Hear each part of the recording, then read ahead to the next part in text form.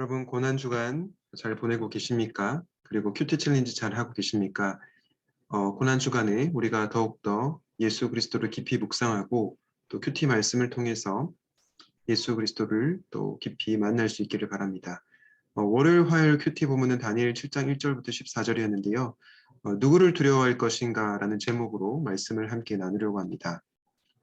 여러분 오늘 큐티 부분이 굉장히 어렵죠. 다니엘 7장에 나온 내 짐승이 무엇인지 정말로 헷갈립니다. 제가 정리를 해봤는데요. 첫 번째 짐승부터 네 번째 짐승까지 정리를 해봤는데 이 첫 번째 짐승은 독수리 날개를 가진 사자의 모습을 띠고 있고요. 두 번째 짐승은 입에 이사이 갈빗대를 물고 있는 곰을 말합니다. 그리고 세 번째 짐승은 날개가 넷, 머리가 넷 달린 표범을 묘사하고 있고요. 네 번째 짐승은 매우 강하고 무섭고 쇠로 된 큰 이와 10개의 뿔을 가진 짐승이 나오죠. 여러분 도대체 이 짐승은 무엇을 상징할까요? 보통 이 네 가지 짐승은 나라를 상징하는데요. 첫 번째 짐승은 바벨론을 상징하고 두 번째 짐승 곰은 메대와 바사제국, 그리고 세 번째 짐승 그리스를 상징하고요. 네 번째 짐승은 로마를 상징합니다. 물론 이 네 번째 짐승을 로마로 볼 수 있을 것이냐 아니면 다른 그냥 세상으로 볼 수 있을 것이냐 이런 문제가 있는데요. 어쨌든 이렇게 네 나라를 상징한다라고 많은 사람들이 봅니다. 그런데 저는 이 네 나라를 이 네 짐승을 꼭 어떤 특정한 나라로 보기보다는 하나님과 그분의 나라를 대적하는 세상이라고 볼 수 있을 것 같습니다. 그런데 여러분, 이 네 나라의 특징이 무엇입니까? 굉장히 힘이 세고 권력이 있고 탐욕이 넘치고 탐욕스럽고 무섭다는 것입니다. 우리는 이 세상을 보려면서 어떻게 해야 되냐면 순진한 자가 되어서는 안 됩니다. 여러분, 많은 그리스도인들이 이 세상이 사랑과 정의와 평화의 가치로 돌아간다라고 순진하게 생각할 때가 있는데요. 그렇지 않습니다. 이 세상은 힘과 권력과 탐욕에 의해서 돌아가는 세상입니다. 만약에 우리가 이 원리를 잘 모르고 무턱대고 모든 것이 잘 될 거라고 생각하면 세상 사람들 우리를 향해서 뭐라고 얘기하죠? 저 그리스도인들은 순진하다, 나이브하다 이렇게 표현을 합니다. 우리는 이 세상에서 어떻게 악이 횡행하고 있는지, 악한 권세가 얼마나 힘이 센지를 분별할 수 있는 작업이 필요합니다. 너무 이렇게 낭만적으로 감상적으로 이 세상을 바라봐서는 안 된다는 것입니다.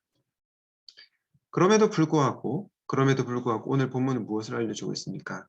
다니엘 7장 11절 말씀해 보니까 내가 보고 있는 동안에 작은 뿔이 크게 떠드는 소리를 들을 수 있었다 라고 하면서 내가 살펴보니 넷째 짐승, 그 무시무시하고 강한 짐승이 살해되고 그 시체가 뭉그러져서 타는 불에 던져졌다라고 얘기하고 있고요. 나머지 짐승들도 그들의 권세를 빼앗겼지만 그 생명은 얼마 동안 연장되었다라고 합니다.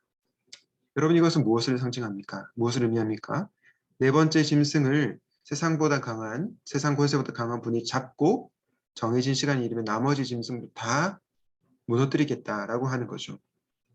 이 세상보다 강한 권세를 가진 그분이 누구이십니까? 오늘 13절에 인자 같은 이라고 하는데요. 바로 이 인자 같은 이는 사람의 모습으로 오신 성자 하나님, 즉 예수 그리스도를 의미하죠.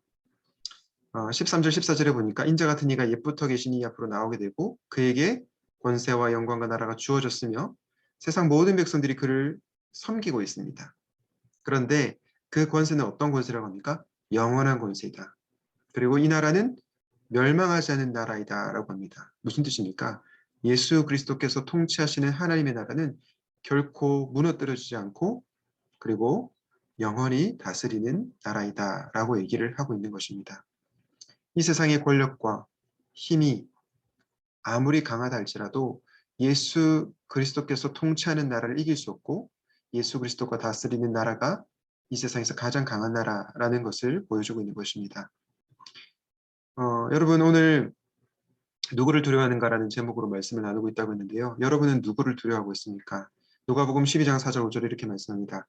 내가 내 친구 너에게 말하노니 몸을 죽이고 그 후에 능히 더 못하는 자들을 두려워하지 말아라. 마땅히 두려워할 자를 내가 너에게 보이리니 곧 죽인 후에 또한 지옥에 던져 넣는 권세 있는 그를 두려워하라. 내가 참으로 너에게 이르노니 그를 두려워하라. 여러분, 이 세상은 우리의 몸을 죽일 수 있습니다. 우리의 생명을 위협할 수 있습니다. 그러나 그 세상보다 더 크신 권세와 능력과 힘을 가지고 있는 분이 누구이십니까? 바로 우리 주님이시죠. 우리는 그러므로 이 세상보다 주님을 더 마땅히 두려워해야 하는 것입니다. 세상 권세보다 더 강한 권세를 가진 주님을 두려워할 때 우리 안에 있는 세상에 대한 두려움은 사라지고 세상에 대한 두려움을 이길 수 있을 것입니다. 여러분, 두려움을 이기는 길이 무엇입니까? 우리의 두려움을 제거하는 것이 아닙니다. 세상을 바라보면요, 두려움이 찾아오죠. 두려움을 없앨 수 없습니다. 인간이니까 당연하죠. 이 두려움을 이기기 위해서 두려움을 제거하는 것이 아니라 이 세상에 대한 두려움보다 더 큰 두려움을 가진 분을 두려워하는 겁니다. 그럴 때 우리는 두려움이 사라지고 세상에 대한 두려움을 이길 거라고 믿습니다. 사랑하는 샘물교회 청년의 지체 여러분, 저는 여러분들이 정말로 지옥에 던져넣는 권세 있는 그 주님을 두려워하면서 세상에 대한 두려움을 이기고 승리하는 삶을 살아가시기를 우리 주님의 이름으로 축복합니다. 오늘 말씀을 기억하면서 이렇게 기도하면 좋겠습니다. 세상 권세에 대해서 순진하게 생각하지 않게 하시고 악을 분별하게 하옵소서. 그러나 세상 권세보다 더 강한 권세를 가진 주님을 두려워하며 이 세상을 이기게 하옵소서. 기도하시겠습니다.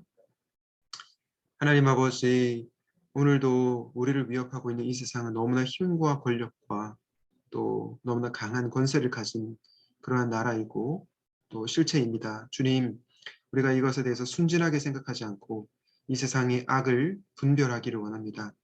그러나 이 세상의 악에 함몰되지 않도록 도와주시고 세상의 권세보다 더 강한 권세를 가지신 주님을 두려워함으로 이 세상을 이기는 승리하는 그리스도인들이 다 될 수 있도록 도와주시옵소서. 십자가에서 죽으시고 부활하심으로 죄와 사망의 권세를 이기신 예수 그리스도의 이름으로 기도드렸습니다. 아멘.